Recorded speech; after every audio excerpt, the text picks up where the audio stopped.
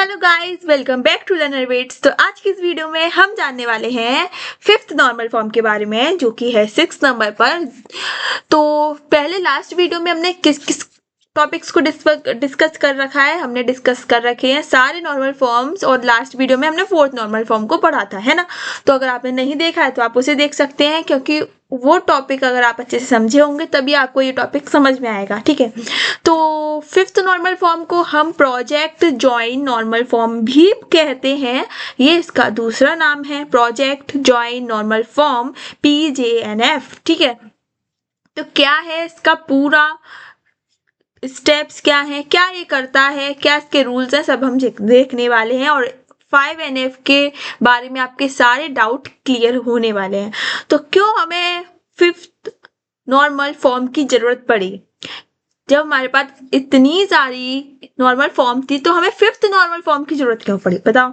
तो इसलिए पड़ी क्योंकि हम जब 4NF कर रहे थे, फोर्थ नॉर्मल फॉर्म का यूज कर रहे थे, उसके बाद भी कुछ डाटा रिडंडेंसी वहां पर थी, कुछ डाटा की रिडंडेंसी वहां एग्जिस्ट कर रही थी, ठीक है।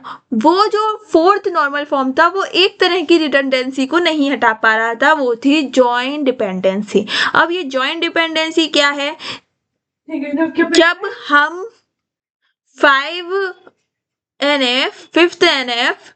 5फिफ्थ नॉर्मल फॉर्म रिमूव करता है जॉइंट डिपेंडेंसी की सारी प्रॉब्लम को। अब ये जॉइंट डिपेंडेंसी क्या है ये हम समझते हैं, लेकिन उससे पहले समझो कि 5NF क्या है। तो 5NF fifth normal, a table is said to be in fifth normal form if it cannot be further decomposed without losing data, and every joint dependency is implied by candidate keys। मतलब ये कि जब कोई table को हम fifth normal form के according कह सकते हैं, फिफ्थ नॉर्मल फॉर्म में कह सकते हैं, जब वो टेबल, हम किसी टेबल को डिकम्पोज करते हैं, जब हम किसी टेबल को तोड़ते हैं छोटी छोटी टेबल्स में, तो वो टेबल जब वापस से हमें ज्वाइन करनी हो, हर एक टेबल को जब वापस से ज्वाइन करना हो, तब कोई डाटा लूज ना हो, तब कोई डाटा खोए ना, और डाटा रिडंडेंसी भी ना हो, ठीक है। तब हम कहते हैं उसे फिफ्थ नॉर्मल फॉर्म में। यानी हमें पता है कि हम बहुत सारी, जब 4NF में भी कर रहे थे, हम 3NF में भी कर रहे थे, कि हमें कोई टेबल को कन्वर्ट करना होता तो हम इसे स्प्लिट करते थे, बड़ी टेबल को छोटी छोटी टेबल में तोड़ते थे। फिर जब उस छोटी छोटी टेबल को अगर हमें दोबारा से ज्वाइन कराना है, तो ज्वाइन कराते वक्त कोई भी डाटा रिडंडेंसी ना हो, डाटा लूज ना हो, तो समझ जाना कि वो टेबल फिफ्थ नॉर्मल फॉर्म में आती है, जो कि इम्प्लाइड होगी बाय द कैंडिडेट की and every joint dependency is implied by the candidate की, और हर एक जॉइंट डिपेंडेंसी इम्प्लाइड होगी कैंडिडेट की के द्वारा, ठीक है। तो ये था हमारा फिफ्थ नॉर्मल फॉर्म का कॉन्सेप्ट, कि कोई भी टेबल को फिर से जब हम जोड़ते हैं तो डाटा लूज ना हो, डाटा रिडंडेंसी ना हो। तो समझ जाना, जब हम कोई टेबल को, बहुत सारी टेबल को जोड़ेंगे, तो समझ जाना कि फिफ्थ नॉर्मल फॉर्म के अंदर वो टेबल है, ठीक है। सिंपल वर्ड्स में दोबारा समझेंगे कि table is broken into smallest possible tables. एक बड़ी सी टेबल को हमने बहुत सारी छोटी छोटी टेबल्स में तोड़ दिया। When we join them back we get exact original data, और जब हम उन सारी छोटी छोटी टेबल्स को ज्वाइन करें तो हमें वही एग्जैक्ट डाटा मिले जो कि हमने हमारी टेबल में पहले से ही था, बड़ी वाली टेबल में था।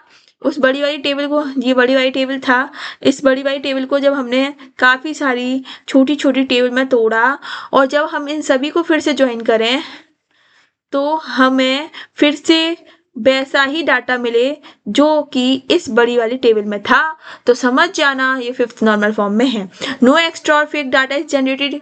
इस प्रोसेस के दौरान कोई भी फेक और एक्स्ट्रा डाटा हमारी टेबल में ना आए, या डाटा का लॉस ना हो, या डाटा रिडंडेंसी ना हो। अब ये जॉइंट डिपेंडेंसी क्या है?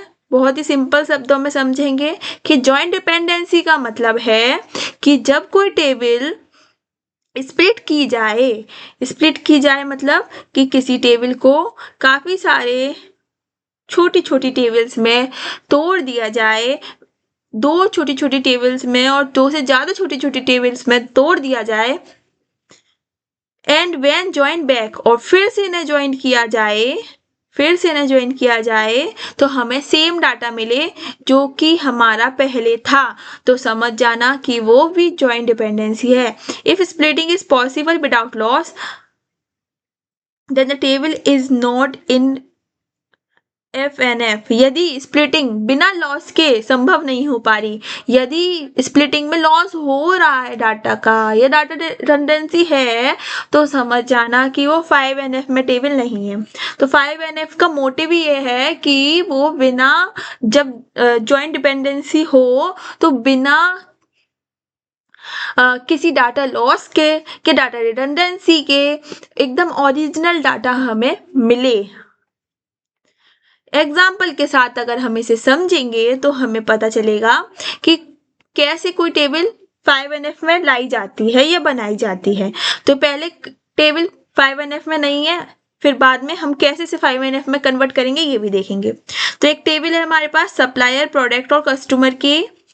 मीनिंग ये कि supplier supplies a product, supplier supply कर रहा है प्रोडक्ट को, ठीक है, कस्टमर प्रोडक्ट को खरीद रहा है, बाई कर रहा है, और supply and customer are independent. और जो सप्लायर और कस्टमर है वो एक दूसरे से इंडिपेंडेंट है, ठीक। अब इसमें प्रॉब्लम क्या है, ये 3 टेबल्स एक्चुअल में है, सप्लाई टेबल है 3। अब ये देखो कि दिस टेबल है जॉइंट डिपेंडेंसी। अब इस टेबल के पास जॉइंट डिपेंडेंसी है, क्यों है, क्योंकि सप्लायर डिपेंड है प्रोडक्ट पे, प्रोडक्ट डिपेंड है कस्टमर पे, और जब सप्लायर प्रोडक्ट पर डिपेंड है और प्रोडक्ट कस्टमर पर डिपेंड है, सप्लायर किस पर डिपेंड है, सप्लायर डिपेंड है प्रोडक्ट पर और प्रोडक्ट डिपेंड है कस्टमर पे, तो इनडायरेक्टली ही सही सप्लायर भी तो कस्टमर पर डिपेंड है, इनडायरेक्टली ही सही सप्लायर भी तो कस्टमर पर डिपेंड है, ठीक है। सप्लायर प्रोडक्ट पर डिपेंड है, प्रोडक्ट कस्टमर पर डिपेंड है, लेकिन इनडायरेक्टली सही पर सप्लायर भी तो कस्टमर पर डिपेंड है। तो इसलिए यहाँ पर एक प्रॉब्लम हमें आई कि यहाँ पे डाटा का रिपीटेशन हो रहा है इस टेबल में। तो अब हमें नीड है कि हम इसे कन्वर्ट करें 5th नॉर्मल फॉर्म को, जो कि इस रिपीटेशन को खत्म कर देगी।